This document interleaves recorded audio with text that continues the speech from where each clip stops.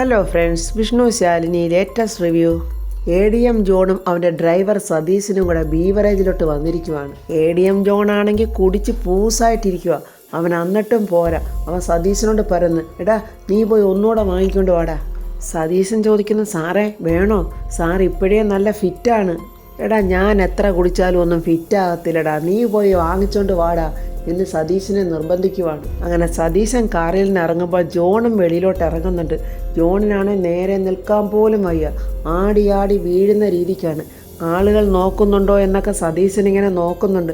Sir അകത്ത് കയറിയിരിക്കും, sir വെളിയിൽ നിൽക്കണ്ട, ഞാൻ വാങ്ങിച്ചോണ്ട് വരാം എന്നൊക്കെ സതീശൻ പറയുന്നുണ്ട്. എന്നിട്ട് സതീശൻ ADM ജോണിനോട് ചോദിക്കുന്നുണ്ട്, സാറിന് ഏത് ബ്രാൻഡാണ് വേണ്ടത്?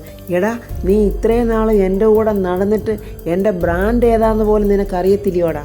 ശരി, ഞാൻ കൂടെ വരാം നിൻ്റെ കൂടെ എന്നും പറഞ്ഞ് ജോൺ ഇങ്ങനെ ആടി നടക്കാൻ പോകുമ്പോൾ സതീശൻ പറഞ്ഞു, വേണ്ട സാറിവിടെ നിന്നാൽ മതി, ഞാൻ പോയി വാങ്ങിച്ചോണ്ട് വരാം, ഞാൻ പോകാവിടാ എന്നൊക്കെ പറയുമ്പോൾ സതീശൻ വീണ്ടും പറയുന്നുണ്ട്, സാറേ ഇവിടെയൊക്കെ ലോക്കൽസ് ഉണ്ട്, നമ്മൾ ചോദിക്കുന്നതൊന്നും ഇവന്മാർ തരില്ല, അവിടെ എന്താണോ ഉള്ളത് അതായിരിക്കും തരുന്നത്. എടാ അവന്മാർ ലോക്കൽസ് ആണെങ്കിൽ ഞാൻ അതിനേക്കാളും വലിയ ലോക്കൽസാടാ.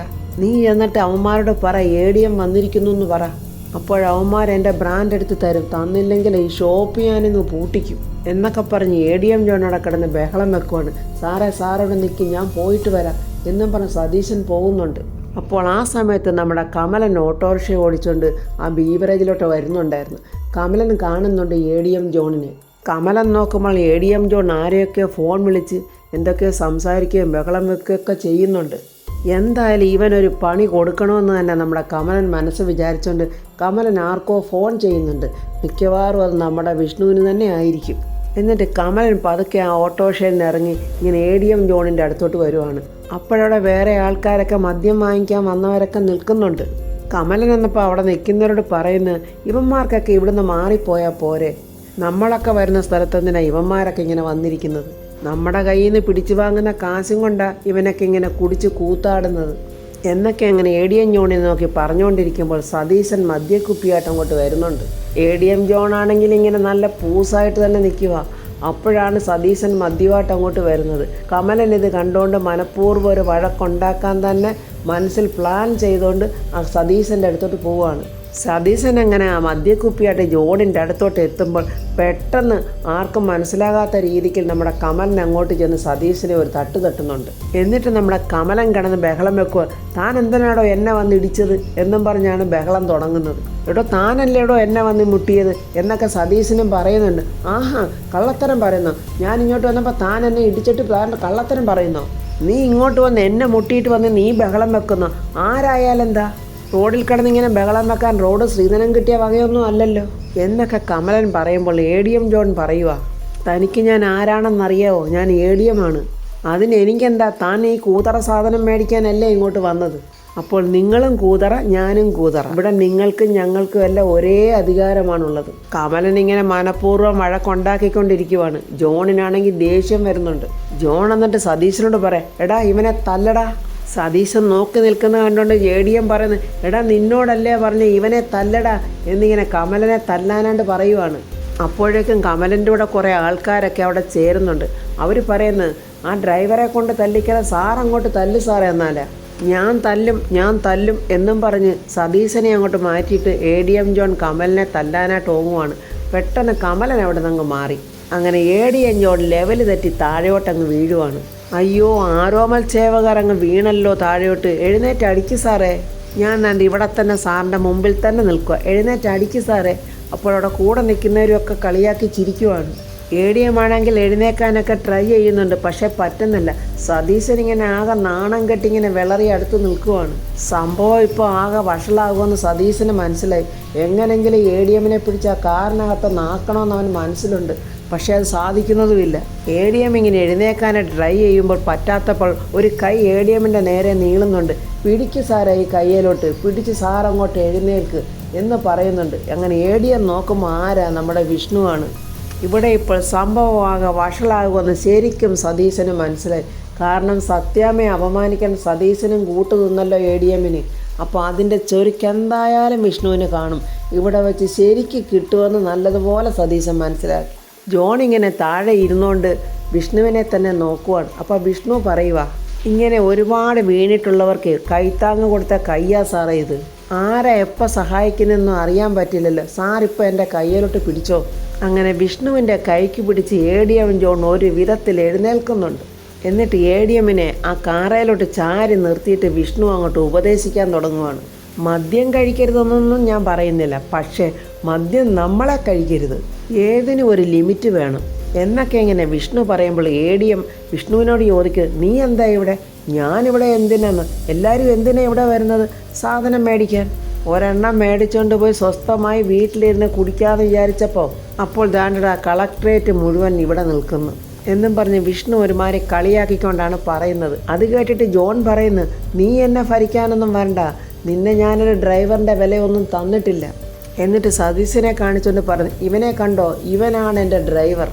ഇവൻ എനിക്ക് കള്ള് മേടിച്ചു തരും, സിഗരറ്റ് മേടിച്ചു തരും, ഞാൻ എന്ത് പറഞ്ഞാലും അവൻ അനുസരിക്കും. പക്ഷെ നിനക്ക് ഞാനൊരു കാവൽപ്പട്ടിയുടെ വില പോലും തന്നിട്ടില്ല എന്നൊക്കെ ഇങ്ങനെ പറഞ്ഞിട്ട് സതീശനോട് പറയുക, എടാ നീ പോയി ഒരു സോഡ വാങ്ങിച്ചോണ്ട് വാടാ. സതീശൻ എന്നാ സോഡ മേടിക്കാനായിട്ട് ഒരുങ്ങുമ്പോഴാണ് പെട്ടെന്ന് കാറിൽ നിന്ന് ശാലിനി അങ്ങോട്ട് ഇറങ്ങി വരുവാണ്. പോകാൻ വരട്ടെ, അവിടെ നിൽക്ക് എന്നും പറഞ്ഞാണ് ശാലിനി വരുന്നത്. ശാലിനിയെ കണ്ടപ്പോഴേ സതീശനെല്ലാം മനസ്സിലായി, ഇന്ന് സംഗതി ഇവിടെ പിടി വീഴുവെന്ന്. പെട്ടെന്ന് സതീശൻ കയ്യിലിരുന്ന മദ്യക്കുപ്പി എടുത്ത് അവൻ്റെ പുറകിലോട്ടിങ്ങനെ മാറ്റി പിടിക്കുവാണ്. ശാലിനി സതീശൻ്റെ അടുത്തോട്ട് വന്നിട്ട് ചോദിക്കുന്നു, തനിക്ക് എന്താടോ ജോലി? ശാലിനിയെ നോക്കിക്കൊണ്ട് മദ്യക്കുപ്പി അവൻ വീണ്ടും മറച്ചു വെക്കാൻ നോക്കുന്നുണ്ട്.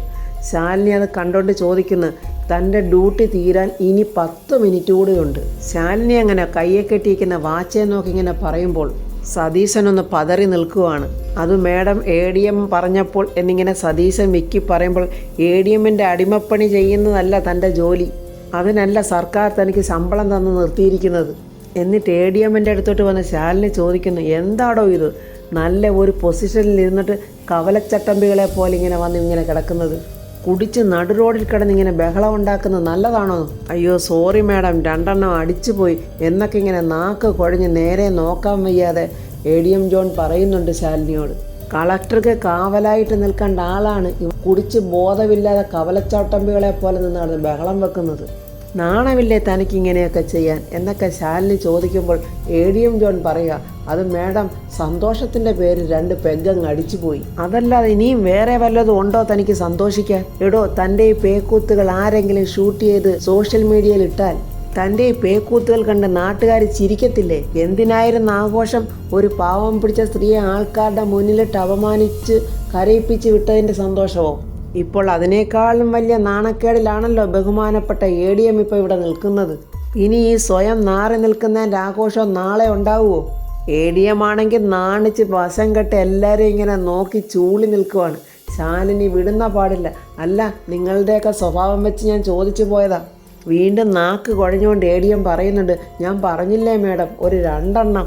ശാലിനിയെ ഉടനെ അവിടെ നിൽക്കുന്ന ഒരാളോട് പറയുന്നു, ചേട്ടാ ഈ നിൽക്കുന്ന ആൾ കളക്ട്രേറ്റിലെ വലിയ ഉദ്യോഗസ്ഥനാണ്. ഇയാൾ പറയുന്നു ഇയാളുടെ ഉള്ളിൽ 2 പെഗ്ഗേ ഉള്ളെന്ന്. ചേട്ടനൊന്ന് പറഞ്ഞ് ചേട്ടൻ്റെ നോട്ടത്തിൽ ഇയാൾ എത്ര എണ്ണം കഴിച്ചിട്ടുണ്ടാവും?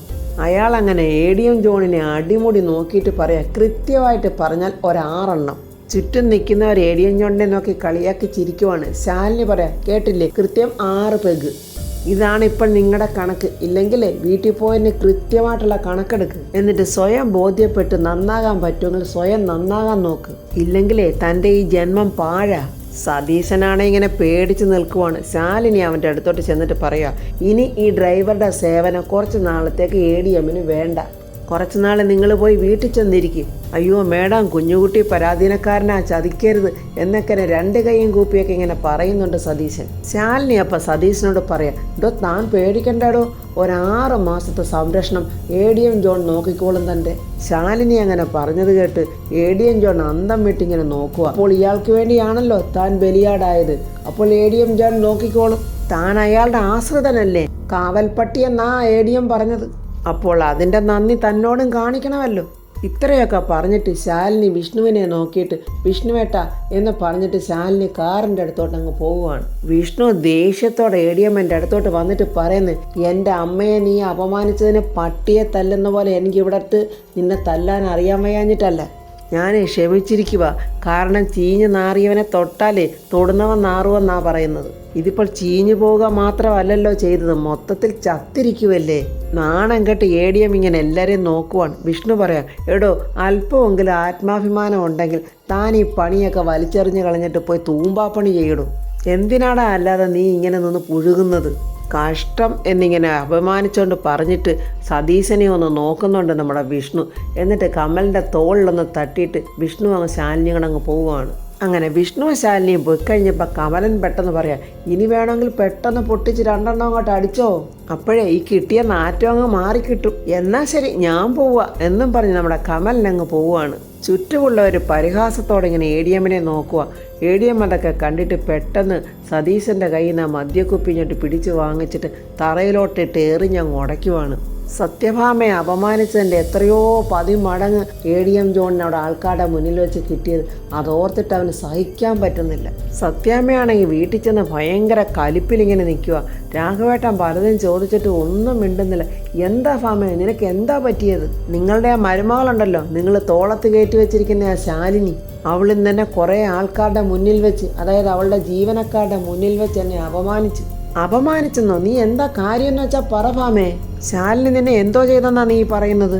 അപ്പോൾ സത്യമ്മ ആദ്യമുള്ള കാര്യങ്ങളൊക്കെ പറയുവാണ്. ജോണിനെയും സതീശനെയും ആ കടയിൽ വെച്ച് കണ്ടത് മുതൽ ശാലിനിയുടെ മുന്നിൽ വെച്ച് ADM കളിയാക്കിയത് വരെയുള്ള കാര്യങ്ങൾ അങ്ങനെ രാഘവേട്ടനോട് പറയുവാണ്. എനിക്ക് നല്ല ഉറപ്പുണ്ട് രാഘവേട്ട, ഇതിൻ്റെ പിന്നിലെ ശാലിനിയുടെ കൈകൾ തന്നെ.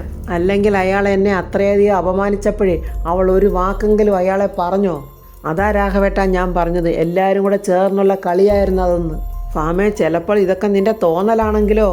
മാന്യമായി ചെയ്യുന്ന ഏത് തൊഴിലിനോടും ബഹുമാനം കാണിക്കുന്നവളാ ശാലിനി. അതുകൊണ്ട് ഒരിക്കലും ശാലിനിക്ക് അതൊന്നും തള്ളിപ്പറയാനാവില്ല.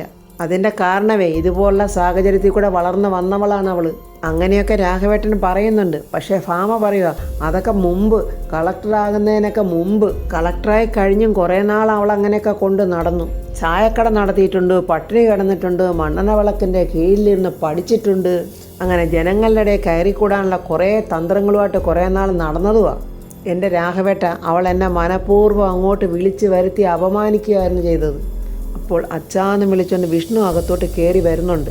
എൻ്റെ ഭാര്യ ഇങ്ങനെയൊക്കെ ബിസിനസ് നടത്തുന്നതിന് നിൻ്റെ ഭാര്യയ്ക്ക് എന്തെങ്കിലും കുഴപ്പമുണ്ടോ എന്നിങ്ങനെ രാഘവേട്ടൻ വിഷ്ണുവിനോട് ചോദിക്കുവാണ്. എന്ത് കുഴപ്പം? അച്ഛൻ എന്തറിഞ്ഞിട്ടായി പറയുന്നത്? എന്നിട്ട് വിഷ്ണു ആദ്യം മുതലുള്ള കാര്യങ്ങളൊക്കെ സത്യാമ്മയോടും രാഘവേട്ടനോടും പറയുവാണ്. ഇത് ശാലിനിയെ കൊച്ചാക്കാൻ വേണ്ടി, ശാലിനിയെ അപമാനിക്കാൻ വേണ്ടി ADM ജോൺ കരുതിക്കൂട്ടി ചെയ്തൊരു കളിയായിരുന്നു. അതിനകത്ത് അമ്മ അറിയാതെ പോയി വീണതാണ് എന്നൊക്കെ നമ്മുടെ വിഷ്ണു പറഞ്ഞ് മനസ്സിലാക്കി കൊടുക്കുന്നുണ്ട്. പക്ഷേ സത്യാമ്മ വിശ്വസിക്കാത്ത ഭാവത്തിൽ അകത്തോട്ട് കയറി അങ്ങ് പോവുകയാണ്. അപ്പോൾ രാഘവേട്ടൻ വിഷ്ണുവിനോട് പറയുന്നുണ്ട്, മോൻ വിഷമിക്കേണ്ട, അമ്മയ്ക്ക് അതൊക്കെ മനസ്സിലാക്കിയിട്ടുണ്ട്. പക്ഷേ ഉടനെ അവൾ അതൊന്നും സമ്മതിച്ചു തരത്തില്ല. അവൾ സത്യഭാമയല്ലേ, മോൻ അറിയാവുന്നതല്ലേ മോൻ്റെ അമ്മയെ എന്നൊക്കെ പറഞ്ഞ് രാഘവേട്ടൻ വിഷ്ണുവിനെ സമാധാനിപ്പിക്കുന്നുണ്ട്. ശാലിനി ഇങ്ങനെ ഫയൽ നോക്കിക്കൊണ്ടിരിക്കുമ്പോൾ പപ്പിമോൾ വളരെ സങ്കടത്തിൽ വന്ന് നിൽക്കുന്നു. എന്താ പപ്പിമോളെ, എന്തോ ചോദിക്കാനുണ്ടല്ലോ എന്നിങ്ങനെ ശാലിനി ചോദിക്കുമ്പോൾ പപ്പിമോൾ പറയുന്നു, ചേച്ചിയമ്മേ, എൻ്റെ അമ്മയും എൻ്റെ അച്ഛനും എവിടാ? എൻ്റെ അമ്മ എന്താ വരാത്തത്? ശാലിനി അങ്ങ് ഞെട്ടിപ്പോയി. എന്ത് പറയാനാ കുഞ്ഞിനോട്? അത് മോളെ, അമ്മ ട്രീറ്റ്മെൻറ്റിൻ്റെ ഭാഗമായിട്ട് പോയിരിക്കുമല്ലേ എന്നിങ്ങനെ ശാലിനി കുഞ്ഞിനോട് പറയുന്നുണ്ട്. അപ്പോൾ ഫ്രണ്ട്സ്, സ്വന്തം കുഞ്ഞിനെ മുന്നിൽ നിർത്തി ഞാനാണ് നിൻ്റെ അമ്മയെന്ന് പറയാൻ ഇപ്പോഴും നമ്മുടെ ശാലിനിക്ക് കഴിഞ്ഞിട്ടില്ല. ADM ജോണിനെ അപമാനിച്ചതിന് ശാലിനിയെയും വിഷ്ണുവിനെയും ഇനി അവൻ എന്തൊക്കെ ചെയ്യുമെന്നുള്ളതൊക്കെ അടുത്ത റിവ്യൂവിൽ കാണാം. എൻ്റെ ഈ റിവ്യൂ ഇഷ്ടപ്പെട്ടാൽ ലൈക്കും കമൻസും, സബ്സ്ക്രൈബ് ചെയ്യാത്തവർ സബ്സ്ക്രൈബ് ചെയ്യണേ.